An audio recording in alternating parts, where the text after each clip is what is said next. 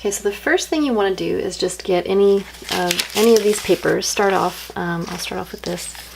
You can grab, let's see, we'll try each kind just so you can see what the effects look like. So I've got a stencil, which I usually use, on top of the paper and spray through. But right now I'm going to use it as a texture, like a rubbing plate. So then I take my oil pastel on the side and just rub across like that, so you get like a nice little imprint there. You can also use, let's see, we'll use this underneath. And I like to vary the look too, like, change colors often. At this point, it doesn't really matter what colors you use. You just want to, use your favorite colors and just experiment. I'm not going to cover the whole page, but little places here and there are kind of fun. Okay, so I've got a couple of those that came out really cool. You can see. And then maybe I'll use one of these so you can see this is the texture that comes out. It's really nice. That's cool. Okay, and then just fill in some of the white space areas. You don't have to. Okay, so real simple, and you just want to do that a couple of times on the different on your different papers, just to give yourself something to work with, and also something for the spray inks to resist.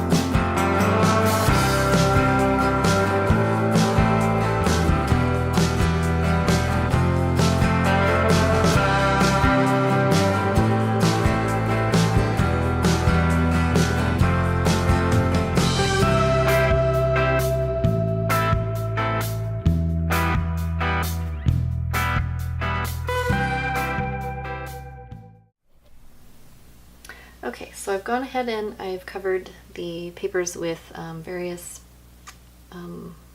texture rubbings with the oil pastels, and I'm going to play with the stencils some. So this part is the fun experiment part. This is the part where you just sort of go, what happens if, you start asking questions, what happens if I put this stencil here and then use this spray like that? With the spray, you also have a certain motion when you spray. You just sort of want to spray across, so you don't end up with like a big pool, of ink. So you kind of spray. Make sure you have something underneath to catch the spray. I'm on the floor right now, so I really don't want this to get all over the floor. So I have just some paper underneath. So that's cool. So you got some, some kind of sprayed numbers. I'll set this aside. The other thing too you want to remember when you're working with wet media and really, really thin paper is that the more you spray, or the more ink or the more acrylic you use, the more it's going to wrinkle up. So you just sort of want to spray real gentle and kind of set it off to the side, let it dry, and then pick out the next piece. So I believe in never wasting any bit of ink. or anything. So you can always reuse this. So you want to work quickly so it doesn't dry, but you've used the stencil once to spray. Now you can turn it over, place it on top of a paper, and use it as a stamp. And you want to take another paper, put it on top, and just smear. That way you can get whatever ink kind of smushes out. Sometimes you'll get something on the paper that you put on top. Sometimes you won't, but see, now you've got a way to kind of clean your stencil off as you go, and you get a little bit of the ink on there. So I kind of work, that's why I like to have several papers, because you never know what you're gonna want to use next. So you always want to have your papers handy and kind of already done. Like you want to have like maybe the oil pastel is already done, and then that way you can work quickly and things won't dry. You can also, this still has ink on it, and you can get one more fun little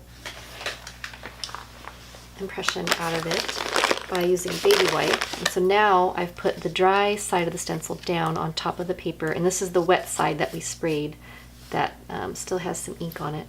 And you take a baby wipe, and then you can just kind of rub the ink that's on there, and it'll end up going through the stencil onto the paper below. And then you get another cool sort of another use. So you've got 3 uses out of this one stencil. I can still have some I can clean off. And sometimes you'll even pick up colors from the previous project that you did, and that's always a fun surprise. And yeah, that one came out lighter, so that's great. So it's nice to have a variation too. You want to have light and dark. You don't want to have everything super dark, the oil pastel, the ink, because then you don't have that nice dance of like light and dark and different kinds of colors, contrast. So you just keep doing that until you are pretty happy with the results.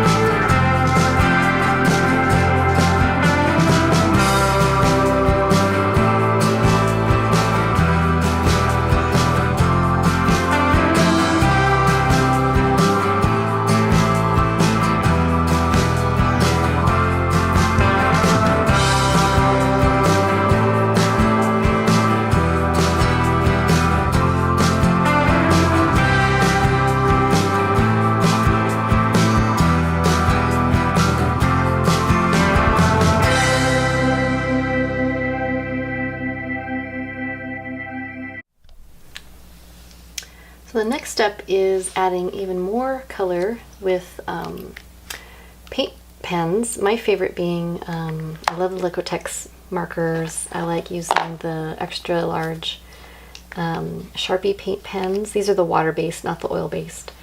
And also these are acrylic Montana markers. These are all acrylic paint markers, and they're all the big, like 15mm brush tip, and they're just fun to make marks with. You basically, when you stamp down, you just end up creating like little rectangles all over your page, but you can also draw with them, and they're just a great way to add just that other layer of interest to your background. And I will I alternate, using the different colors, and a lot of it is intuitive, but I'll kind of try to explain it. A lot of times I'll see, if I see a dark area, I'll just go in with a light color like white and just, kind of stamp over that. Or if I see something kind of dark that, that's muted, I might use a bright color to kind of brighten it up. And it's just a nice way to add, just that extra level or that extra layer. You can go over all your different papers. You can actually even line them up and just start, you know, just adding fun little marks everywhere. You just want to be careful that you don't, you know, you kind of wait for it to dry. Or if you're like me and you're really impatient, you don't like waiting for things to dry, just stamp in the dry areas of your page. It's just another way to add just fun pops of color and to experiment with color. Again, my favorites are the neons, of course. I've got neon pink, or the fluorescent pink and orange, and this is a vivid lime green. I also have a bright aqua. This is cadmium red, medium. Gold, I love metallics. This is the Liquitex gold. And then your basics like white, black, and another red. And this is, and then something else I like to do also, I should have mentioned before, or even somewhere in the middle stages. This is a good stage too. Sometimes you'll add the little ink blots, and then sometimes I'll just be inspired to add marks with the oil pastels again. And I'll just go in as another layer on top. And that's kind of a nice way to add just another layer of like visual texture. And it's just an easy way to just add color to the background. I just love all colors, all different colors all over the place. And the crazier it is, the better, just because in the end, you know, you're going to end up with a piece that looks like this, that has, you know, a variety of marks, sprays, you know, scribbles, you know, some of the original paper might show through. This has little notes written on it. This has a lot of different stuff going on, a lot of ink, a lot of dots with the acrylic markers. Again, it's just up to you what you feel, you know, and then you know when they're done. Like pretty much once it's all pretty much covered and it looks good to you, then they're ready to be used in your art journal. And this is just an example of how I use the papers in the end. You know, I might have a background that's already started kind of messy with scribbles with oil pastel, and then I'll go to my art papers and I'll just start ripping them up and placing them, you know, in a collage kind of fashion. Again, you know, I'll just use a glue stick and just glue, you know, glue down the papers. I'll go over it again with the oil pastels, and you know, I'll see, I can even add to this. This is like just a little bird sketch, and it has a little bit of a collage here, collage there, little pieces of tape, lots of different scribbles, and you know, I'll just go in and kind of see if I can add some fun, you know, pops of color. Just rip off a piece,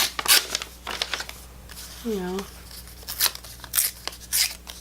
And you just decide, okay, I'm going to put a piece right there. And then you just, you know, you can add it right to your art journal with glue stick. That's my favorite. And, you know, that is pretty much the basics of how I create the background papers that go into my collage pieces. I'd love to see what you come up with, and if you want to, you can visit my blog and, you know, comment in, you know, in this comment section below, and just show everybody what you've made if you have felt inspired by this.